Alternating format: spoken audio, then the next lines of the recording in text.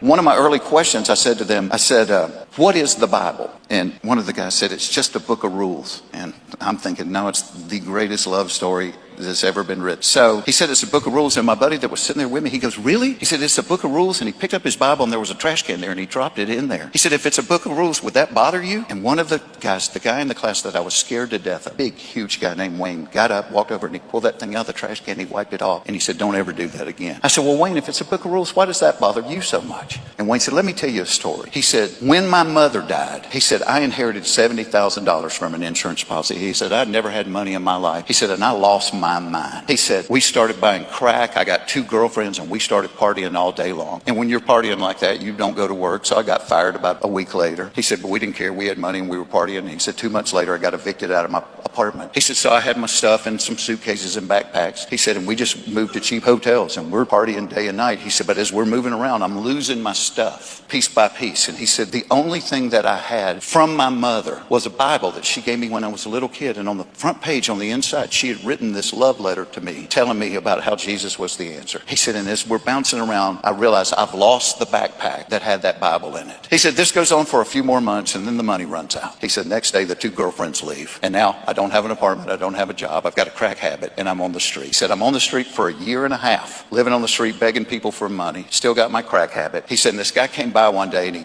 he picked 2 of us, said he needed help with a project. Wayne being a big, strong guy, he picked Wayne and another guy and he took them to a place about 100 miles away where this guy had bought an old apartment building, 2-story apartment building. He was cleaning it out. He was going to refurbish it and rent the apartments. So Wayne said, I started on the bottom. My buddy started on the top. He said, I got all my stuff cleaned up, bagged up, and put it in the dumpster. He said, and I went upstairs to help my buddy and he was down to the last room. He said, but out in the hall, he had a pile of stuff in the corner. I'm like, dude, you want me to bag that stuff up? And the guy said, well, those are things I found that might be worth something if you want to look through it before we bag it up. And Wayne said he went over there and started looking through the stuff and he reaches down in the dust and the dirt and he pulls the book out and he opens it up and there's the love letter from his mom. It's his Bible.